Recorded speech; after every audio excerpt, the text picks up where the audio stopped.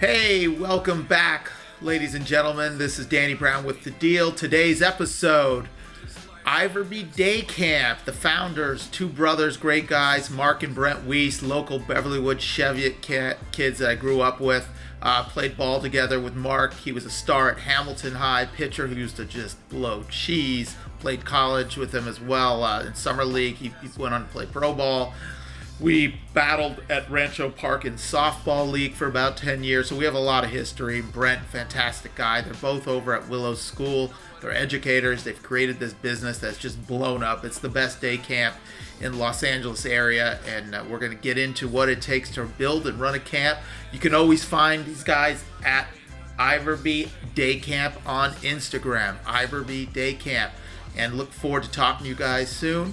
Please support us. Leave a 5-star review if you like what you hear, and a comment. Please, please, please, please. Each one counts so much, and hope you're enjoying the content. We're going to get into it quickly with Marc and Brent Weiss of Iverbe Day Camp. Stay tuned.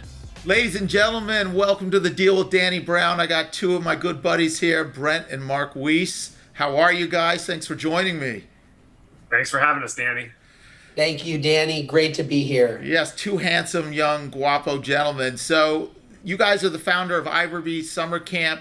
I'm here to tell the story of Iverbe. My kids go there. A lot of their friends go there. It's the biggest, best day camp in LA. Before we get into that story, I have a lot of history and context that I can go over. You guys are Beverlywood, Cheviot Hills kids. For those that grew up in LA, it's a very specific vibe. We all played at Rancho Park together. I have a lot of crossover friends. Marc and I were actually rivals in high school. He was throwing P-rods. He was throwing like 90, 92 in high school. But when he came to uni, he got rocked. But he was throwing no-hitters everywhere else in the Western League. But when you came to U-Town, we put it on him. But Marc could throw gas.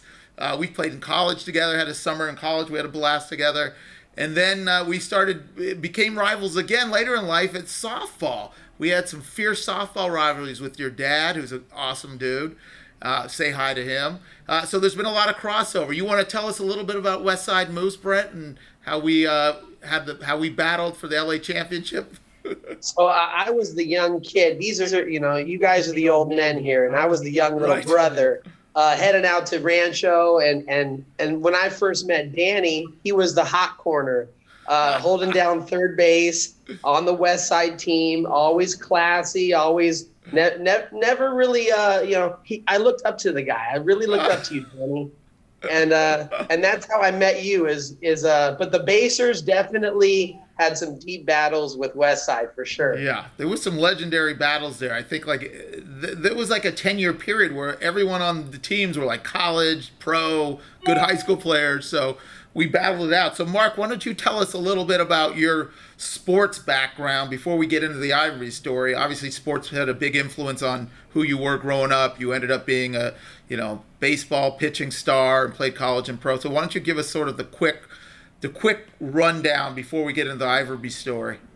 Got it. Well, like you said, I did grow up in Beverlywood, Rancho Park. That was my life. That was my second home. Grew up, had a great time. Ended up going to Hamilton High School, where we were rivals with uni. Obviously, yes, we did get the better of us, but it happens. It's okay.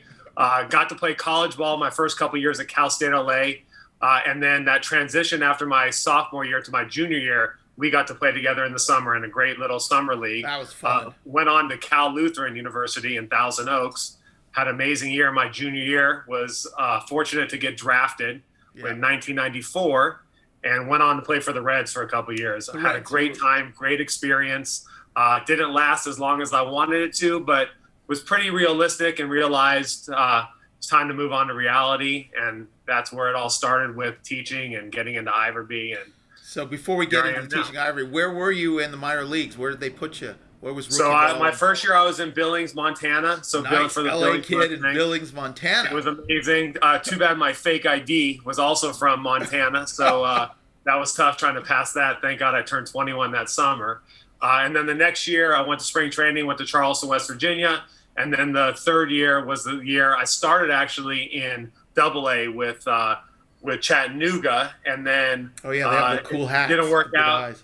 The Lookouts, and ended up getting released that year by the Reds, and then was going to sign with a couple other teams, but was like I said, pretty realistic, and got to live out my dream since day one. I wanted to be a professional baseball player, but being there and seeing the business side of it was very different, very discouraging, especially when it was the only time I've ever gotten fired from anything in my life to this day. So decided to move on. I had an opportunity to go teach at the Willows, which was starting out, and I took that instead of, pursuing my career. Yeah, so now you've been at Willows how long? 20 years? I've been at Willows now 25 years, and we since I think 96 or 97, and then started Iverbe in 2004. Yeah, I got to say, I got jammed in high school and college by you a few times. My hands were ringing. You were bringing the heat, baby, bringing the heat. But I did hit a couple bombs, Brent. Don't you forget. I went try being his younger brother, and he was 6.5 years older than me, so I was 10 years old and he was 16. Frightened, he's throwing gas. And he would throw that right to me, let me tell you. Yeah, that's not fun. All right, so let's get into this Iverbe camp. It's an amazing, amazing day camp. Incredible. You guys are obviously the faces of the brand, the founders. Tell me about how it started, how it's developed, where it stands today. Sort of either of you want to jump in and kind of give us all the Iverbe story for those that don't know it.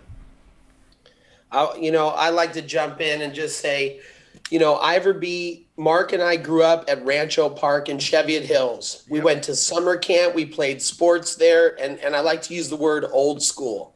It was old school feel. Kids would go to the park on their bikes. Parents weren't really around as much. It was a different era. Kids would go to camp and have a great time. And we all knew that the parents knew we were safe at Rancho. They knew that we were safe and we were having fun.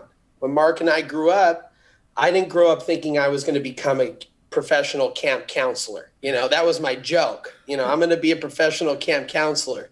And that joke became a reality, when Marc and I shook hands and decided to do it. Daryl Moss, who ran Cheviot, he was, a big influence on us. And when we went to Cheviot, our parents knew we were happy, we were safe. We wanted to start the same thing, and we started very small at the Willows Community School with 20 kids in 2004. And we had 20 children. Marc was grilling hot dogs. I was throwing 3 flies up. We were playing flag games. It was old school. We were hands-on. We walked the walk. And 18 years later, we're doing the exact same model, just spreading the love and growing the community and making everybody feel a part of that old school fun vibe, which is somewhat diminishing throughout this time. Yeah. Well, shout out to Daryl Moss and the rest of the basers and your dad, some legends at Rancho Park. I want to say that. And he's got his own amazing camp, right? He's a sleepaway camp. Is that right? What Daryl's done through the years? Yeah, Daryl's ran a sleepaway camp for the last 20 years, and that's how I got started in camps, working at his sleepaway camp and working at Cheviot Hills as a counselor. My brother was a counselor at Cheviot Hills. Yeah. And then we decided that there wasn't really anything. Those camps were kind of diminishing. The camps where the people who run it are hands-on. The people who run it are there.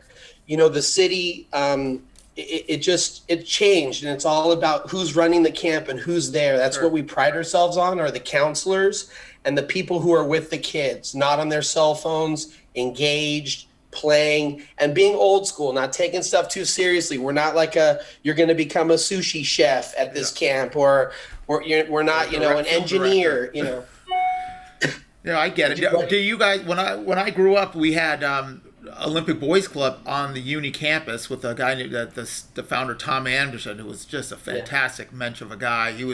He also was an educator at uni and the head tennis coach. So we went for years, Dave Ravitz and I, and Josh Wood, all the uni guys, and a lot of the Cheviot guys too. So I always, now when I see what you guys are doing, I'm like, God, this seems like the 2.0, the today's version of what that was. And it is old school values, old school fun, safe, and it's everything that kids don't get today and need to have. And I think that's what makes it so special. But clearly the energy that drives it has to be the founders and it's a grind. I'm sure I can't explain, but watching what you guys do and being responsible for everyone's children, you're both parents and very responsible parents. So I can imagine. So you started with 20 kids at Willows. Walk us through now. What does the camp look like? I know you have multiple campuses. Of course, it's COVID, so it's a little different. But take COVID out of the equation. What did the camp look like, pre-COVID, today? So like Brent said, we started with 20, 30 kids a day, one location. And obviously not this past summer, but the summer previous, we now have 3 locations and about 700 kids a day throughout the summer. 700. We also do 700 in our regular day camps. We also do a winter camp, a spring camp, and then also at the end of summer, we have a soccer, baseball, and football camp. Yep. Also during the summer, during our regular camps, we offer a 4-week dance camp that kids love. So we try to make it a one-stop shop for everyone. So you can send your sporty boy or your sporty girl or your girly girl or your boy who doesn't like sports, who's more into gaming, stuff like that. We try to make it a variety and make it fun for everybody. So it's a one-stop shop for parents. Yeah. We start at age 3 now, which is very rare for camps to take 3-year-olds. So parents just enjoy being able to come to a place where they know Marc and Brent are going to be there, overlooking their kids, making sure they're having the best time of their lives. And number one thing is making sure that they're safe and going home and having the best time of their lives. Yeah. So what we wanted to do was take the best of what we know and make it one. And that's where we came up with Iverbe. And when we started this, we didn't realize it was going to be 800 children, 90 counselors, 3 locations. We just went day by day. And we went week by week, and we said, whoever comes this week, we're going to make sure they have the best time. The thing is over the 18 years, when you make those connections with kids, those kids come back and become junior counselors. Yeah. They become assistant counselors. Then they're going to college, and they want a summer job. So they come back as a summer job. So Marc and I have known 60, 70 staff members since they were 7 years old. Danny, your 3 kids are going to be counselors at Iverbe one day. Yes, they will be. Georgie's already he's already running the show over there. So and that's really the beautiful part about our job is that we made sure that we made strong connections. So when we're managing 90 different people in 3 locations, it's family. It's people we've known. They ask, do you do background checks? I go, yeah, I give you a background check. I've known him since he was 3 years old. Yeah. And how good is that? So that's the feel. And the other thing is right now everybody's going into one sport. They're taking their 7-year-old kid and making him a baseball all year round. All the travel teams, yeah. Yeah, the travel teams and the club teams and what we're keeping alive in the summer is that you play all different sports in the summer at our camp. You play all different games. Even though you're a baseball player, you're going to come and goof around and bottle flip and do different flag games and have a watermelon eating contest and maybe get hit by a super soaker at 2 p.m. by another, group of kids. That's what our camp's about, is just keeping protecting that childhood. Yeah. Well, you guys certainly are the soul of the camp, and you feel it when you're there. It's warm, it's soulful, it's grounded, there's good old-fashioned values. It's where, as a parent, you would want your kids to be, and so thank you guys for creating that environment. That said, you're now running a really big operation, and it's unique in the sense that you have people's children and you're responsible for their safety, so that creates a whole different level of issues, pressure, liability. But again, this is now it's a real operation. It's a real business. This isn't a fly-by-day situation. So talk to me about the challenges of running this type of business, the liabilities, the ups and downs. Got it. So, I can speak on that. Look, it has definitely gotten difficult. It has definitely gotten difficult over the times because we have grown so big. But I think the number one thing for our success is being present. What I always tell my brother is the counselors are going to work harder when you're present. The kids are going to have more fun when the counselors are working harder, making sure they're attentive, making sure they're having fun, being present, making sure, look, as big as Iverbe gets, I want to say that 95 to 100% of the parents know who Marc and Brent are. They know who they're dropping their kids off with Marc and Brent. Marc and Brent aren't at a remote site calling it. And Brawley. And our directors. We've hired amazing staff who care about the kids, who really care about the kids. But they know when they drop the kids off, they're going to be with Marc and Brent. Marc and Brent are going to make sure they're there all day, making sure our kids are safe and having a good time. You know, the challenges we've had, there really honestly haven't been many because we've always been true to ourselves and making sure that we want to put out the best product. You know, everyone always talks to us about competition. Oh, you worry they're opening a new location, the other camp's doing this.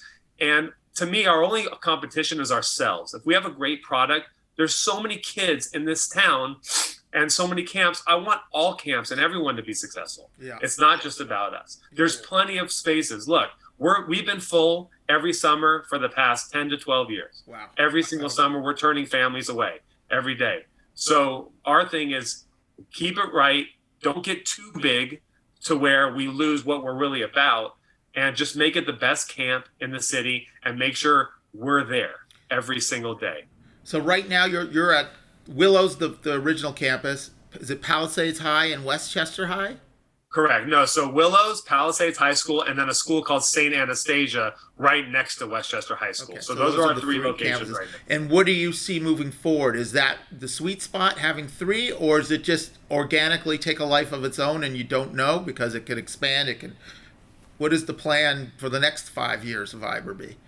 Well, if you ask me, it's a different answer. If you ask Brent, it's a different answer. I like keeping it how it is. I like 3 locations. I like the idea of growing what we have now. You know, you have to understand, we also have full-time jobs working at the Willows during the year. So it's not like we have time to work on this year-round. This is our summer business. And then we have full-time jobs where Brent's a kindergarten teacher. I'm the athletic director at the Willows. So it's a lot of time. I like to perfect what we're doing now. If an opportunity comes up in the valley or something like that, I'll take a look and see. Look, it's going to happen organically. I'm not out seeking for new locations. Yeah. I want to make what we have the best rather than expanding and sort of diluting what we do.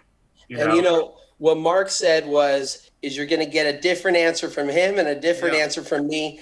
And that's the beauty about working with my brother, is that I have a partner, and my partner is quite honestly very opposite than I am. That's good. You know, we have funny stories of when we started Iverbe. You know, Marc, we'd be in Costco and he'd be going down the aisleway, and I'd be throwing in Otter Pops and Dino Nuggets, and I'd be grabbing all the pool noodles, and I'd have like 3 carts full, and Marc's the businessman.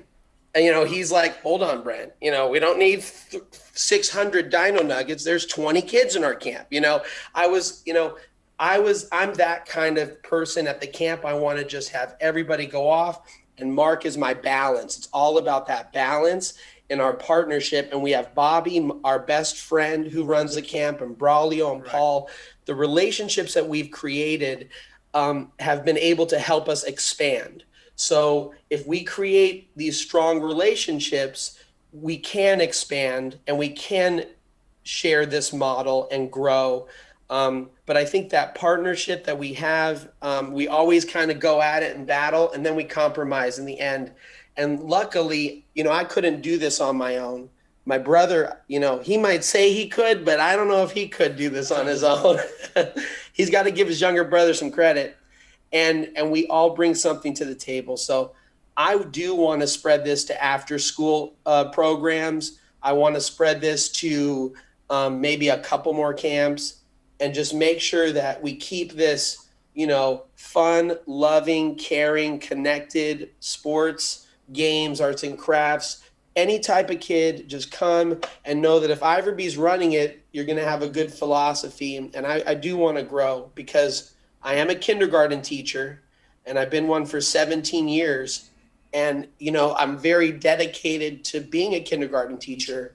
But, you know, am I going to be a 50-year-old kindergarten teacher, a 60-year-old kindergarten teacher? What can I do with Iverbe? But, you know, working with kids is our passion. Yeah, well, some really good points that I want to drill down on. One being, you know, if you expand, and you've already expanded from 20 to 700 or 800 kids, the authenticity of each camp environment is crucial, and you guys infusing your heart and soul and minds into each location is important. Otherwise, it breaks down and it's not the same experience. It's not 100% Iverbe. And I imagine the people are the solution to that. The people you bring on, the people that are running the camps with you, and even the counselors, and the fact that people grew up and know older brothers or siblings. There's so much of that true family community. It's really special. So that was one point I'm taking. The other point, which is a big theme when we talk about building big businesses, is partnerships and why they're so valuable, and the ability to balance ideas and have different viewpoints and to challenge each other, and how critical that is. And look, I don't know what you guys do in your boardrooms or your war rooms, but from the outside, Brent, there's always the upbeat, jolly, fun guy, Uncle Fun, singing and dancing and goofing off and making the kids laugh and crack up. And Marc is always like intense, serious. It's the bottom of the ninth inning, and he's trying to shut down the game. Game face is on.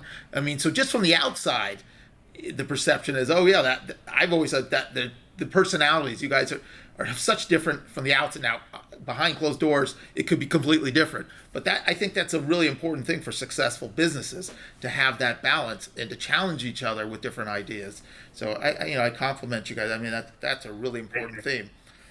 Thank you. I always say the reason we have 700 kids a day is because of Brent. The reason we make money is because of Marc. And I always say the reason why we have 700 kids, and we always say this too, is those connections you talked about, Danny. We fostered connections, true, real connections, that people who work for us want to do everything for us because they care just as much about it as we do. Our best friend Bobby, our Palisades camp, we have 200 children over there, and Marc and I would not feel comfortable if we didn't have Bobby there, making sure that he's living the Iverbe way, and then all the kids there, all the counselors there were our kids who went to Iverbe. So the training process, training is huge, but they've been training their whole life to do this. Yeah. And then we've hired some really good outside people. And just connected with really good people. And I think expansion, you can only expand if you really trust, for us, because we work with kids. This isn't selling things. This isn't, we work with families, we work with children, and that's, we need to have people there who we trust. So anything you can share publicly about funny kid story situations, nightmare parent situations? I mean, there's got to be some stuff that goes on in a day camp of this size where you're just like looking at each other going, did this really happen? I mean, I can't imagine. I know I've seen some funny stuff just dropping the kids off in the morning. I mean, I'm sure we have a ton of stories. We also want to be careful and keep our attendance at that 700 a day. So we want to, but we deal with stuff every day, kids, parents. We're dealing with tons of families, different families from all walks of life every single day. And all these families are coming to the two of us. Whenever there's an issue or anything, bottom line, it comes down to us two that are having to deal with it and handle it every day. So the funny stories, I can tell you this. When I was a counselor, I was definitely not most likely to own or run the camp. When I was a counselor, I was pulling pranks.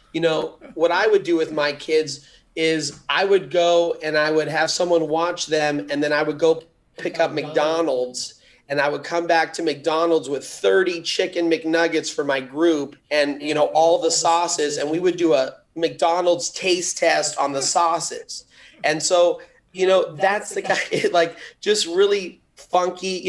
One day I came to camp and I had all my shirt torn up, and I told them I was being attacked by a Ouija, and there's a Ouija running loose on the campus. That was my personality, and the kids would light up and they would go, Ouija, and suddenly, going to get them McDonald's out of the blue at 2 p.m. and going, hey, we're doing this sauce taste test. This is old school stuff that those are funny times that I remember working with my friends, and we try to keep that same fun-loving environment for the counselors. I'm sure the counselors got a lot more good stories than we do. We don't necessarily get the good stories as much anymore, but just running the camp in general is just fun, and doing something that you love. I'm not a desk guy. Even being here in this podcast, sitting at my desk right now, I got the attention span of a 6-year-old, and I'm ready to get up and start throwing a ball or doing something. And so having fun and pulling fun pranks, but having respect for everybody.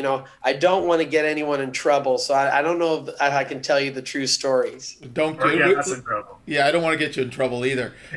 You might have to get to the tacos. We'll get on the tacos topic in a second, but we're still sitting with Iverbe. So Marc, let me ask you, just as a business operator, now you've done this 20 years and at a high level, knowing what you know now and what you've been through in this experience, would you have done things differently? Are there any lessons that you wish you would have known then? If somebody else was in your shoes starting a day camp, is there advice you would speak to that, like the difference 20 years later now that you've done it all? To be honest, I don't think I would do much differently. I mean, look, you learn a lot of new things as you go along. When I started, I was a PE teacher. I was a baseball player. I wasn't a businessman. I learned how to run a business as I went. So there's definitely some hiccups here and there. But to be honest, we've had so much success. There's really not much I would change. The only thing that, to be honest, that I might change is I wish I would have actually started Iverbe earlier. I think I waited not too long. It ended up being the right timing. I think I was 31 when I started Iverbe. I wish I would have started earlier, but It turned out to be the right timing. Everything's worked out great. We've been very fortunate, very lucky to have the success. So there's really not much I would change. I might have, got a different partner, instead of my brother, but maybe not have given his partner as much of a percentage. Yeah, I wish I would have worked out a better deal then, but it's worth it now. Yeah. When the IPO happens, everyone will be happy. Correct. Can't wait for that. Let me switch topics here to the taco man. Brent, I love a good taco. I've been following your taco show, but what's going on? It dropped off the map. Tell me your passion for tacos, and where do we go get the best tacos in LA? Let's have it here. I'm an LA boy. I grew up in Beverlywood, but my dad grew up in the hood in La Puente, and he's from Canada, but he grew up with a lot of Latinos out there, and my dad would take me when I was 8 years old down to Western, down to East LA. He would take me to the raunchiest trucks in the world. When I was 10 years old, I was even questioning, Dad, what are we doing here? What's going on? Why am I eating this shrimp cocktail out of a styrofoam cup? What are you pouring in it, that red stuff? It was just awkward. I felt weird. And my dad, it was like second nature to him. He started getting oysters. I was like, Dad, why don't we go get oysters in Beverly Hills? Like, why are we here in the middle of, Western and wherever, and I'm pulling oysters off a truck? And he's like, just taste the oyster. All right, just eat it. And I'm a foodie. Yeah. 10 years old, I loved all of it. You're hooked. So I was hooked. And my dad basically took me down to King Taco. When King Taco, Danny, okay, you're a Dodger guy. Do you remember when King Taco was at Dodger Stadium? I don't remember that. Okay. It was in the stadium? King Taco was at the top floor of Dodger Stadium, and we had great seats. But I would leave my seat from the Dodger game to go up to the top floor of Dodger Stadium just to get King Taco. It would be a 3-inning, adventure. I missed half the game, but I would get the al pastor nachos at King Taco, which is, another one, sitting and watching the Dodger game. And for someone to choose the nachos over a Dodger dog, that's a huge, I actually had both, so I was okay. But the best tacos in LA. Give me a few. Best tacos in LA. Seafood is Mariscos Jalisco's. They're in East LA, but they actually have a truck now on La Cienega and Sawyer on the west side. National and Sawtell, there's a truck, Brothers Cousins, right across the street from a great sushi restaurant called Hiko. Yeah, I'm a foodie. love Hiko. And the donut And so shop. I go to Hiko, I go to Brothers Cousins and get a few tacos. Then I go to Hiko and have dinner, or vice versa. I might go to Hiko and then end with tacos, but They also that's have the that move. good Korean barbecue in that right there, and the donut Yes, place. the king is also there. And so, another great taco. Mark and I grew up. Our whole lives, we grew up in LA, went to Castle Heights, Palms, and Hamilton. I grew up with a kid, George Campos, went to kindergarten all the way through 12th grade. He owns Campos Tacos. Oh, wow. Right on Robertson. The hard shell chicken tacos with their Campos. jalapeno salsa. Hard shell chicken tacos at Campos. And then you get into the places where the street tacos is Brothers Cousins. This 1986 place, Tacos 1986, is a Tijuana style taco.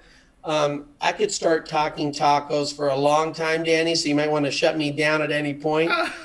Do you still have Teddy's Red Tacos? Do you still have your taco blog, your Instagram stuff? So I'm a dad of two. You're a phenomenon to me, Danny, because I think about this. I'm a dad. I'm a husband. I'm a kindergarten teacher. I run a camp. To do a taco blog, I just somehow turn the camera on when I'm there once in a while. But most of the time, I just go eat tacos. You starting this podcast with you being the same thing, the dad, the real estate. I was so proud of you, and I loved listening to you. And you went for, I appreciate that in you. You inspire me. Oh, that's kind. That's kind. But if you do follow him on Instagram, it's LA Taco Guy, and you can see some of his great clips and recommendations throughout the city. LA Taco Guy. We need to get you your own show because it's so damn entertaining, and those tacos look like the bomb. So, guys, thank you for your time. Anything else before we wrap it up that you want to share? Anything that you think we didn't cover about Iverbe? Oh, tell us about the Iverbe name. Everyone always wants to know, how did you come up with that name? So it's a long story, but actually I started a company prior to the camps with one of my best friends. We were going to do something, and me and him always had arguments. I was an Iverson guy, he was a Kobe guy, and we would always argue who's better, and it was always a big fight. And we ended up starting a company, and he actually came up with the name Iverbe. It was Iverbe or Coverson. We came up with Iverbe. That didn't work out. And then, so it's a mixture of Iverson and Kobe. If you see, I have a picture. There you go. Look at that. I also see Bird and Magic. Tattoo. If you see the Iverbe tattoo right there. Oh, man, that is OG. Iverson and Kobe. But, so we started a company. So when Iverbe started, I wanted something new. I wanted something different. I wanted something that no one would know in the beginning, but one day everyone would know. And that's how we came up with Iverbe. And I think it's working. And I don't like either of those players. I do respect Kobe, and I definitely respect Kobe and know that he's the greatest, and definitely honor Kobe as an athlete. But we grew up Clipper fans, Danny. Our whole life, my dad was a sports arena Clipper season ticket holder. He put us in misery. We've been Clippers. Painful. Clippers, Raiders. Dodgers. At least we got the Dodgers. The Raiders have been struggling. And so we're Clipper fans our whole life, and we weren't Laker fans. We weren't the show. We loved the Showtime Lakers back in the Dizzy, but the new run. I even liked them when they had Nick Van Exel and Eddie Jones. But once they started with all the glitz and glamour of Shaq and Kobe and Phil, and I'm a Clipper guy. Gotcha. So I changed Iverbe, and I would tell people, oh, it's the preschool I went to, where I really fostered those wonderful memories. I didn't want to tell them the Iverbe whole thing, some stuff going on. I say the verb in the middle is a verb, so action and I and be. I got a lot of reasons for Iverbe. Oh, there's a lot of mystery around it. It has a lot of connotations. Well, thanks, guys. So, Mark, what do you think about the Dodgers? What is your prediction here? We're in the World Series. It's 1-1. It's tough. I'm not happy with the pitching decisions they went with last night. I didn't understand it. I know they wanted to give some guys some rest, but I say Dodgers in 6. I think that lineup is from top to bottom is, and especially having the advantage of the DH now, I just think, the Rays are good and they have great starting pitching, and it seems like everyone throws 100 miles per hour nowadays. I mean, I thought I threw hard, but man, these guys throw 100 miles per hour. So I say Dodgers in 6. I'm a Dodger fan. I'm a hopeful, and it's about time. It's about time. Well, you heard it here. Dodgers in 6. Brent and Marc Weiss, Iverbe story. Love it. Thank you guys for hanging and talking smack and giving me the breakdown. Hope to see you guys soon. Hope the camp gets open soon, because the kids are dying to get back to camp. we will have camp this summer. In one way or another, we will have camp. I hope so. All right, guys. Be safe. Good to see you, man. Thanks, Danny. Take care. Thank you so much, Danny. Thank you. Hey, thank you guys for tuning into The Deal with Danny Brown. Please leave us a 5-star review if you like what you heard. Comment either YouTube, Apple, wherever you listen to it. You can always find us at The Deal Pod on Instagram, thedealpod.com.